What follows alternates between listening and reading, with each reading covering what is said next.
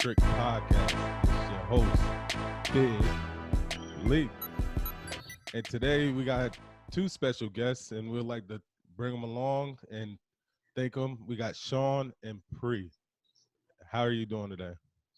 We're doing great. How are you? Doing fantastic. Like I said, sorry, my co-host couldn't be here, but I look forward to this conversation with you too. And can you tell the people a little bit about yourselves? Okay, well, I'm Pri, and this is my wife, Shawn. We have been together for 7 years, just made 5 years married December 4th. We have a little girl named Kari Ava, and we also have 5 other children, older children. And we kind of made it a blended family. It was my children from a previous marriage, but then when I got married to Shawn, she just took them in as her own. So we are a happy blended family. Yes. Well, congrats on the family. The whole family aspect to me is dope. I have 3 children myself, one son with my wife, and then uh, two daughters from my previous marriage, but they're not my biological daughters. I kept them on, I stayed in their life because I was with their mother for about 6 years.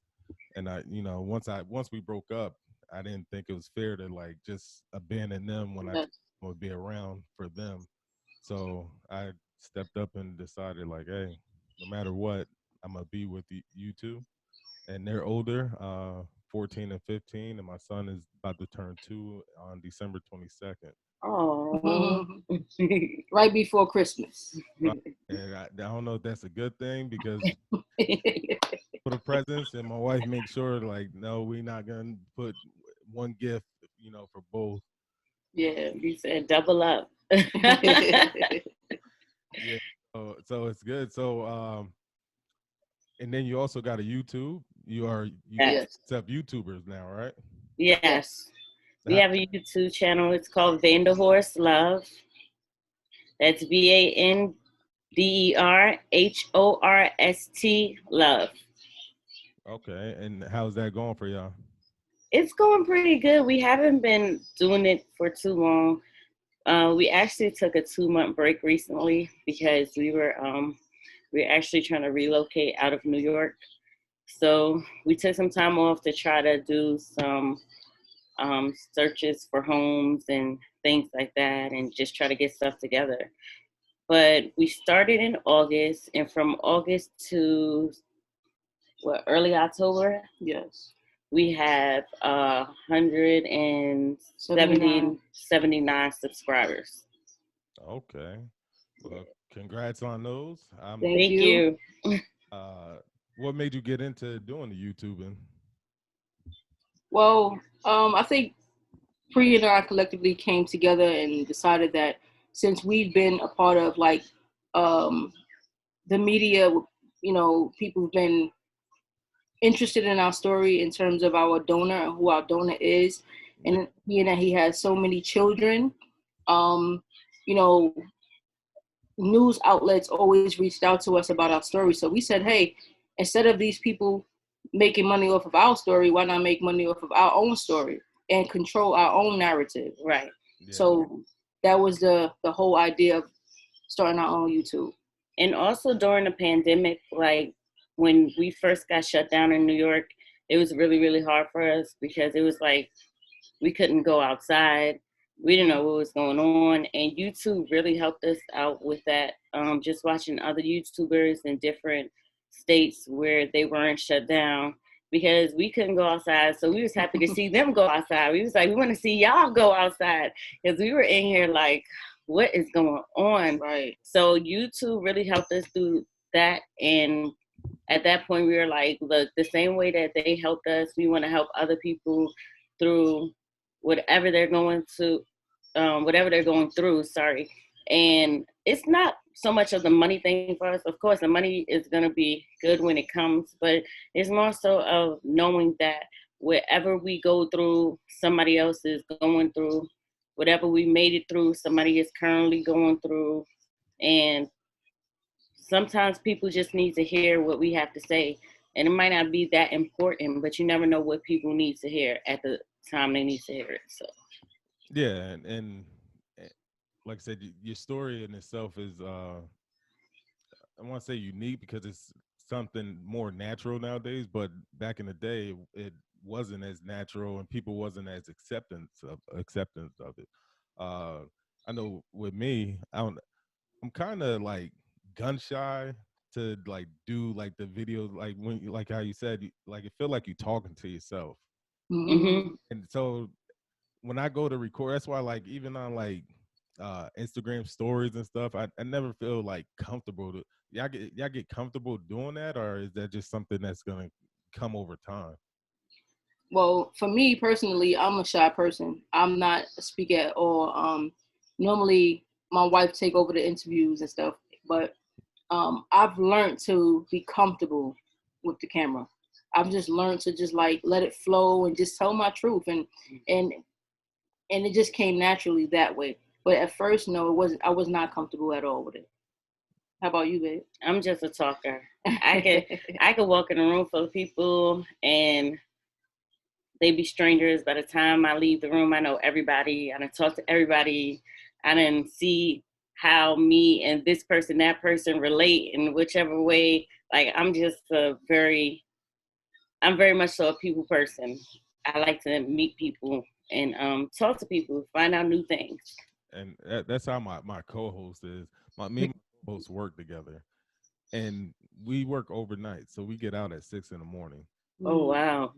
And she started with me, and we leaving, and she just good morning to like the people coming in. I'm like, bro, like I'm just trying to get to my car and go home. Right. Why are you so chippy at 6 in the morning right now? Like work 12 hours.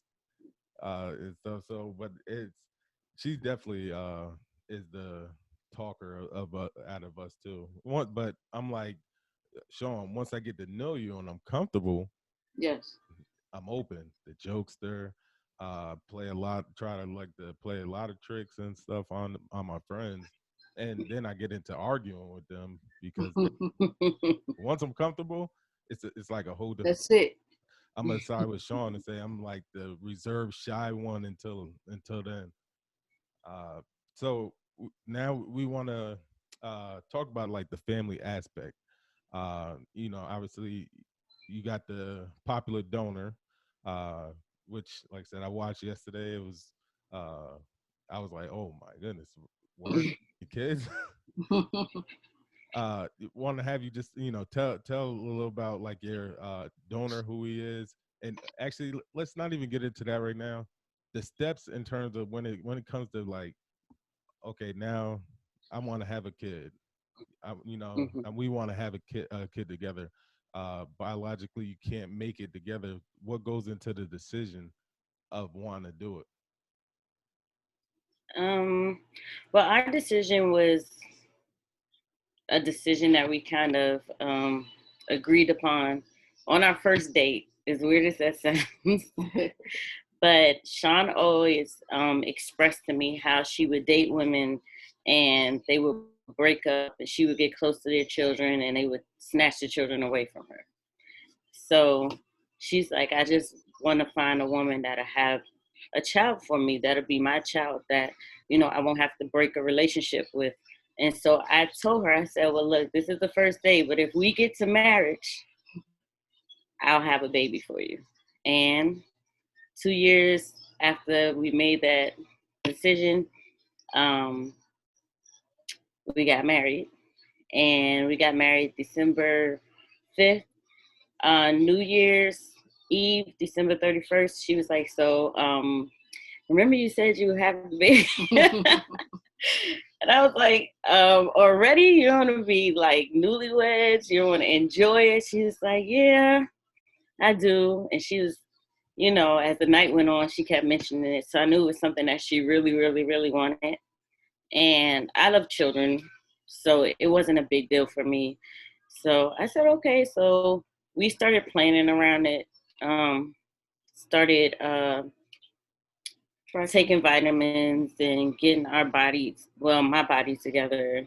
Started tracking my cycle and my ovulation and started looking for a donor. And that was the hardest part, looking for a donor. Yeah, I That got was it. really, really hard. And first, happy anniversary, which is Thank you. uh, yeah, and just coming from my side, I don't have many lesbian friends, and I don't ever want to sound ignorant, but just thinking, back in the day, kids used to get teased for, like, if they had Hmm. two moms. Did that ever come into the thought, like, I want this kid to be teased at two moms, or it's just so natural now that it's not even a thought no more? It did. But that's why when we finally met our donor, we seen his personality and we seen the type of person he was, we allowed him and our daughter to have a relationship. So it kind of balances and normalizes it a little bit. It's not going to be completely normal because at this point she has three parents. We're the parents that take care of her, but she also has a dad, and he also, comes and sees her and spends time with her, and they have a relationship. So in school, when the kids say, "Oh, I only see you have two moms," and teasing her, she's like, "Well, I have a dad too," and she can actually say, "I have a dad. Here's a picture," or even to the point where he'll probably, if he's not busy, show up at school events he has for other children, um, her other siblings. So he's a very involved person, and that's one of the things that actually pushed us to, well, not pushed us, but helped us make the decision on using him. Right. Okay, and I seen, like, you had a few, like, rejections when Yes. or, like I said, was it ever a thought of, like, okay, anonymous donor, or were you asking people you knew? Like, what's the process with that? Well, at first we wanted to use my brother who looks just like me. Um, I figured that would be the best route, being that she would carry the child. At least there would be some sort of DNA of mine, that we share. But unfortunately, that didn't go through. I ended up asking a friend of mine who was down with it. I actually met him in college, and up until the day before, right, baby? It was probably a couple of days before. Couple of days before, we were calling him, calling him, calling him. After he agreed to helping us out, he never answered the phone. So I just told my wife, I said, "Babe, I don't think he wants to help us." And she said, "No, no, no. He's not that type of person." So um, that was a basically a failure for us because we missed a month when we wanted to conceive. We missed that month, so we had to wait. And we were talking to a group of friends who said, "Well, there's this guy on we said TV at that time." Yes, they had seen him on different shows. Yeah, and we didn't want to use him, to be honest. We didn't want to use him because he was in the spotlight. So we didn't want that. We just wanted to be secret. No one knows, just her and I. And it didn't happen like that. So yeah, and the guy that was supposed to help us, it was just like it's not easy finding a donor. It's not easy finding a known donor, and one of the reasons why we wanted a known donor is because it's a lot of health issues that people have. It's a lot of mental health issues that people have that they don't disclose when they donate anonymously to like sperm banks. So while people say, "Oh, I'm gonna go to the sperm bank and I'm gonna get this sperm," and the guy that's giving me the sperm, he's a genius and he has an IQ of this and he's that. It doesn't necessarily have to be true.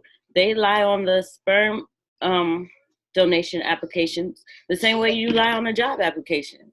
Yeah. So, because they get paid for this. So if they just hard up on money and you Excuse me, Kari. Can you go play, baby?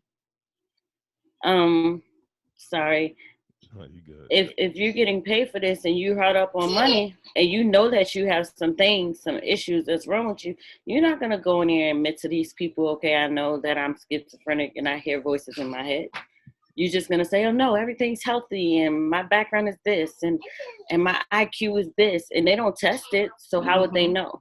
So that's one of the things that we were afraid of, and just not knowing what to tell our child at the end of the day when she says, well, who is my other half? We can't tell you because it's anonymous. We don't know which way to point you and what direction to tell you. We can only tell you what this sheet of paper says. So it was important for us to actually meet the person, speak to the person, see that the person is capable of holding a conversation, um, get to ask the person about their family background so we know, is there any genetic things that might pass down to our child that we might need to know about. It was a really big case. I think it was the California Cryobank, where this guy donated and he had 26 kids, and all 26 kids started having behavior problems. And come to find out, the man had 5 different types of mental health um, issues. Yeah. So, and then I think like I don't know if y'all thought about this. I think about it like, and I used to get into it with my ex because it's one of those when a child doesn't know their other half, they're always gonna have that curiosity, right, always gonna seek out, like man, like and I told her like my 2 older daughters, they know who their father is. I was in their life, like I said, they were 2 and 3 when I got into their life, and but I'm like they knew their father from when they was babies, and they don't have that same type of relationship. But I'm like, they always, for some reason, will always want to seek out eventually when they get older. Might be in their 20s, might be in their 30s, but at some point you got that curiosity, like, what is my other side?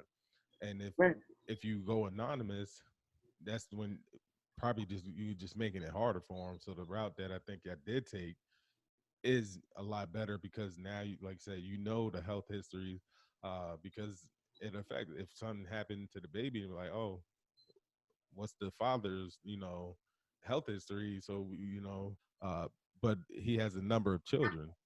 yes, You if you and I was talking about it with my co-host on the ride home from work this morning, like, so it's something that you think of later on, because if they don't know each other, they could you know end up together or something like that.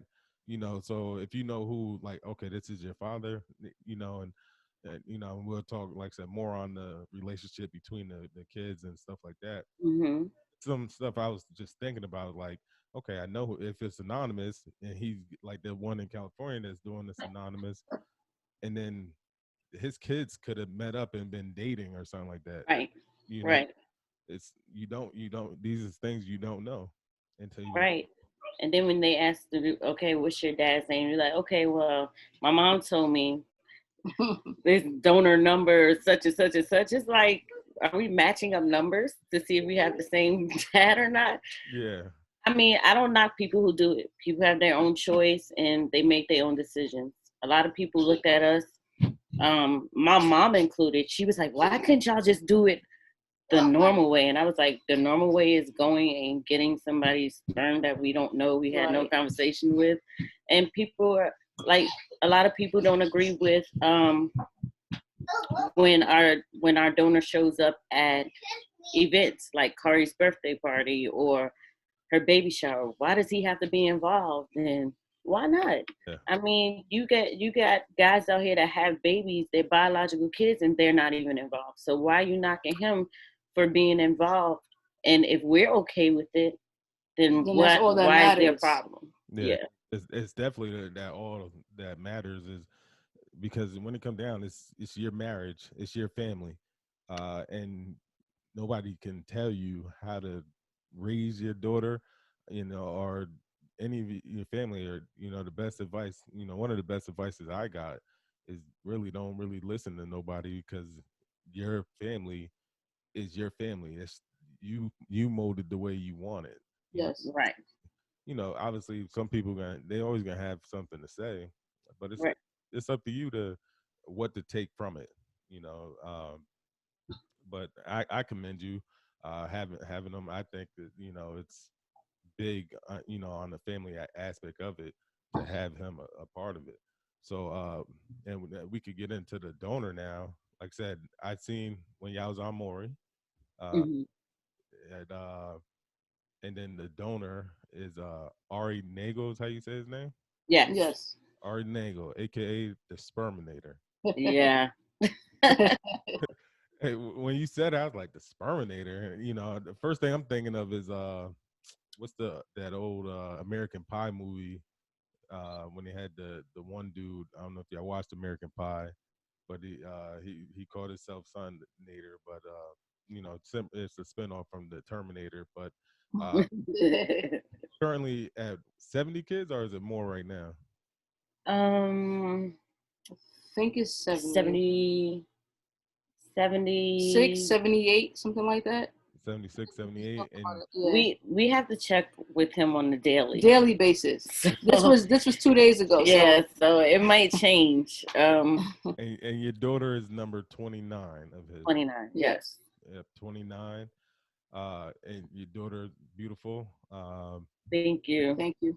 So now you picked Ari, as and yeah, I felt good when, because like I said, I know the story in terms of, it was like you said, it was like a couple of days before your ovulation, where Yes. okay, like let's go, we gonna go with him, because another one had fell out. Well, we skipped that month because we just had to regroup, and we had already spoke to him prior, but we were kind of keeping him like on the back burner. Like, okay, we spoke to him. We know that he's willing to help, but he wasn't our final decision. Mm. And it was mainly because of his media presence. Right. Like, we didn't want to do any media. We didn't want to have our faces plastered everywhere. And that was a decision that we made um, early in the game. Now, I could tell you that we ran into some interesting characters searching for a donor, to the point where it was very stressful. Yes. It was really stressful. We found people that we agreed to do it artificially, and then they asked for a picture of me so they could see what the child would look like. And all of a sudden, oh, we don't think artificial is going to work. We're going to have to do it the natural way. I'm like, sir, we're not. Disgusting. Like, Yeah. And then they would start messaging me in my emails, want to take me out for lunch and dinner. And I'm like, what is this? Like, I don't understand what you guys are doing. And we ran into one guy that he proclaimed to be this big donor in the Baltimore area. Mm. And we had a conversation with him, and he couldn't so much as articulate a sentence. And I was like, no, we're not passing those dreams on either. So we've been through some characters. And once we found her friend and he said he would do it, he was like, woof, a load off. We don't have to search anymore. Everything is great. But then when he pulled out, it was like, look, I'm not going through, because they have known donor sites. I said, I'm not going through no more known donor sites. I don't want to contact anybody else. I don't want to have a conversation with anybody else. I'm like, let's just use Ari. yeah. And she was like, okay, we'll just use Ari.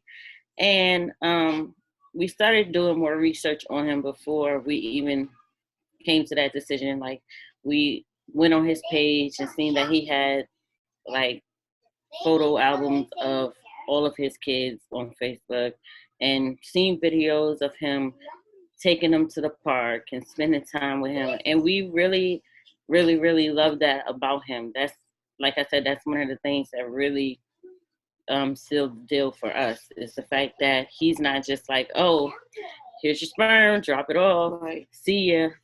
He's like, if you will allow me to be in the child's life, I would appreciate that. I would love that. But if you don't, I won't disrespect that.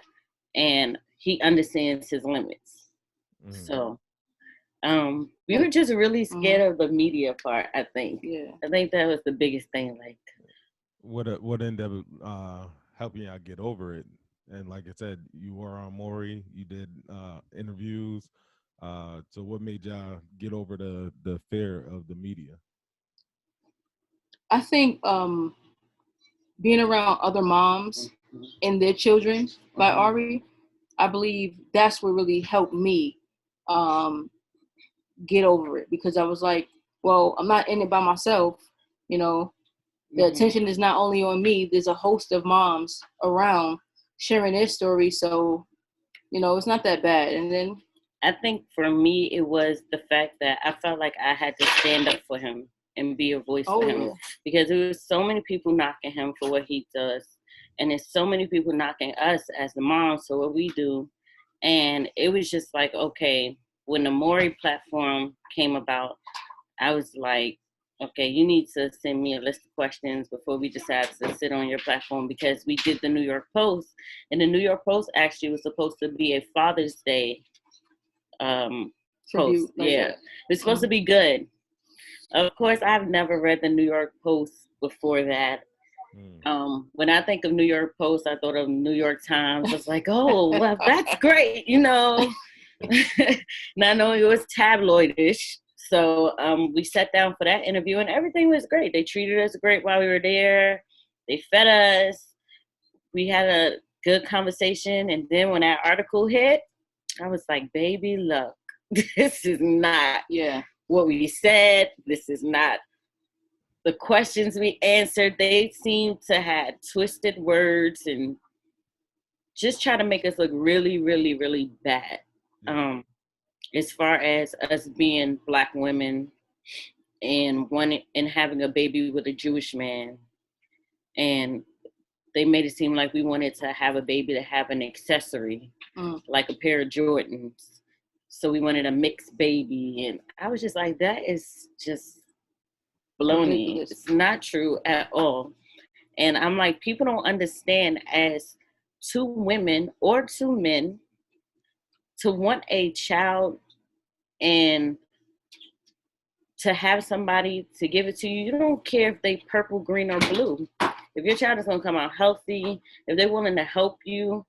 And the thing about Ari is he's free. He doesn't charge anything, where you pay a lot of money. You pay $500 and upward for a vial of sperm that it may not work, and you have to repurchase for your next go around. It's people that went through their whole life savings just to have a baby. And I'm like, that's ridiculous, because what do you have to take care of your child now? Because you done went through all your life. all your funds.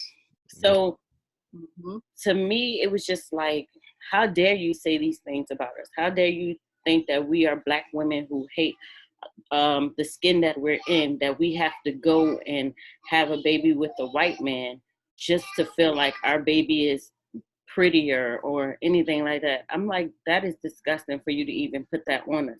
So once the New York Post happened, I was like, I'm not doing no more posts. I'm not doing no more media until the Maury show happened. Kari, can you go in your room, baby? Okay, thank you. But we talked to Maury, we talked to the producers, and we let them very much know what we are not there for and what we're not going to do. And if they couldn't oblige us or what we were willing to do, then we wouldn't have did it. But it was then a point of us controlling our narrative and letting people see what he is really doing for us and who we really are as women, and that he's not this creepy, nasty, pervert person that people make him out to be. He's really somebody that's just really trying to help people complete their families. Yeah. And so that's what helped me jump into the media, because I was like, okay, we did one bad interview, and I was like, and this is what's going around, so now it's my chance to correct it. So I was willing from that point on to do anything positive. And that was really the only negative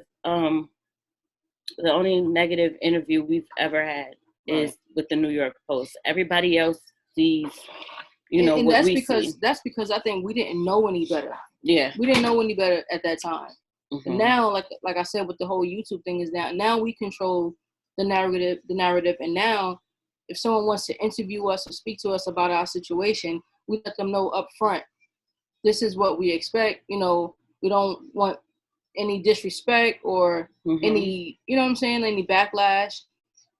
I think now there's an understanding as opposed to as just going in blindsided. Yeah. With Ari, I know he doesn't charge. Is there any contract or any of that, or there's no paperwork? It's just verbal. And that doesn't hold up. Right. He actually cannot he cannot give up his rights, I guess. Well, from the beginning with us, we were married. So when I had the baby, she automatically was our baby. Yeah. And Shawn signed the birth certificate. But for like single women and stuff, it's no such thing as he signs over his rights. A lot of women have taken over child support. Yeah. Because there's no contract that holds him not accountable for those children. Right. So Kari. Okay. Yeah. So yeah, I know there's because it's like a situation with my ex and her daughters. I want to adopt them, but the fathers have to give up their rights, and they're out in Wisconsin. So that's been like a hurdle that we trying to overcome. Which is so Shawn has parental rights. Yes. Yes. Can you go in the room, mamas, please? It's only because y'all was married. No, go. We're speaking. We're talking. Now, does it have to go through like adoption or any of that? Or is it just like? I don't believe when you're married it has to go through second parent adoption. I believe if we weren't married, then it would. Okay. Or in other states. I think they changed the laws right before we got married. And I can't speak for other states. I can only speak for New York because I know every state is different. I know some of the moms that we know had to actually go through second parent adoption for the child to be adopted. I know in New York they had changed it that 2 women or 2 men could both be on a birth certificate. Right. Okay. So that gave them their rights. And I would think that's it's a lot easier and less paperwork that you got to go through by being able to just sign the birth certificate at birth. Yeah, and a lot cheaper because I think for second parent adoption you have to pay for a case study. They have to come in and do a home study, like as if you were adopting a child. Wow. You have to pay the price. You got to pay the $400 for somebody to come and look in your home and make sure that everything is okay. You have to pay for all the legal fees out of your pocket. So it's kind of expensive from what I hear. Now, Shawn, how was it since she's been born? Like, how does it make you feel? Because I know you said you've been in previous relationships where you got attached to the kids, and then your wife has that I'm 100% sure you attached to them. Mm-hmm. I said, can you hear me now? Good. Yes. All right. I said, how does it feel? Since your daughter has been born, and then basically, being there, after being attached to other relationship kids, and then now it's your own. Like, what's the difference? The difference is this is a blessing. She cannot be taken away from me. That's just the bottom line of it. She is mine. She knows that I'm her other mom. She has my last name, and the bond is just unbreakable. Like, yeah, that's the difference. The difference is just the connection. She's mine. No one could take them. No one could take her away from me. Sorry. And I know how you feel because, like I said, I got my 2 daughters I love with all my heart, and like I said, I seen them 2 and 3, so they were older. They knew who their father is, watching being there every day with my son, and seeing the growth now, and how I'm in bed and he just rolls over to me when I come home. He's smiling. It's a feeling that's amazing. Exactly. And it's like you said, it can't take it away from you. You could break up, but it's gonna be, I'm still gonna be a part of their lives. Like I said, I'm still in my daughter's lives. But at one point, the mom was like, okay, we broke up. So she stopped letting me see the kids, thinking I was just gonna walk, you know, until I admit, like, no, I'm not here to walk, even though we're not together. I'm there. But like I said, the 2 years just watching the growth, it's been amazing. And then I go back and look at pictures and like, bro, you was just like this little, Right. and now you over 3 feet. Like, it's definitely amazing.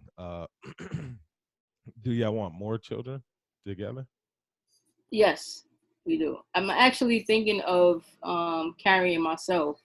I tried back in February of this year, Okay. um, and it was not a success. So we're looking to try again next year, the beginning. Oh, we're already in December, so the beginning of January. next year. Okay. Yep, With Ari again? for Yes. RES. Okay. Well, definitely good luck with it. Uh, Thank you. and like I said, I think it's amazing. How has the other kids, evolved to the blended family? They're great. They're for the most part they're teenagers. Mm, Uh, we have a 19-year-old that'll be 20. We have a 17-year-old that'll be 18. So they're pretty much teenagers, and they love their They little love her. sister. Yeah. They love Shawn. They're just like, you know, um, I raise my kids all the same. mm, With the main thing being love for people, and appreciative of the smaller things in life. And um, they are amazing. They are amazing. My soon to be 20-year-old, he graduated high school. He has a job. He has his own car. He's not in the streets. He's just like a really good person. And even when I asked him, me and Shawn were like, "What do you want for graduation?" Because he didn't get to walk this year due to COVID. He's like, "Nothing. I know you guys want to move. Just save your money for, a house that's more important." I'm like, "You're so mature." Like, gosh, like I couldn't ask for a more mature, child. And it just shows through each and every one of them that they were raised right. They were Right. definitely raised with the right values and things like that. No, they're not perfect. They still do teenage things, but for the most part, they're really, really good kids. Honor rolls and things like that. So That's why I okay. don't really understand where people have problems with same-sex relationships and raising a child or children. mm-hmm. You know, I don't understand it, because if we can express love to that child and just teach them the right from the wrong, that's all that should matter. Mm-hmm. You know, but No, it definitely is. And that's a lot of people stuck on the past. I to me, if it don't affect you in a way, it shouldn't bother you what Mm-hmm. another family is doing. Mm-hmm. Excuse And me. I always put it to people like, how many women have a baby with a man? He walks out and they wind up raising that baby with their mother. Yeah. That's mm, two women in the household, raising a child, or their sister, or another woman. You know what I'm saying? It's been happening for generations and generations. Just because they weren't romantically linked, it's still the same thing. It's no different. Or you got two heterosexual, couples that just a piece of shit parents. yes. It's gonna happen in all walks of life, Mm-hmm. because it's Mm-hmm. people. You got to be more acceptance of what the times are now and what it should have been even back then. But you know what? People will accept that Before. before they accept a lesbian couple raising a gay child or couple gay couple adopting yes and stuff like that. I've seen it all. I've seen all type of derogatory comments and things like that. And my thing is, people have to really realize is that when we decide we want children, this is something that we really want. This is not a oops baby. This is not a I got drunk one night and now I'm pregnant. We can't make a child together, and we have to go through a hell of a lot to have a child. So this child was wanted. I'm not gonna say like all biological kids aren't wanted, because they are, but some of them just happen, and their parents just deal with it because they're here at this point. They're already, created. Right. So I don't know what to tell people about that. Like you said, if it doesn't affect you, then just leave it alone. And how is the relationships with the other mothers and kids? It's great. We really have an extended family. It's weird because we address each other as sisters, because to have a baby with Ari is something that you wouldn't understand unless you have a baby with Ari. It's kind of like a sisterhood thing. Yeah. No, we're not sister wives. That's something that's been going around about us. Oh, there's a bunch of sister wives. No, we all have our own partners. We all have our own partners. None of us are in a relationship with Ari. We just share sisterhood of knowing how it is to have a donor, to knowing how it is to have a donor that has 70 plus children.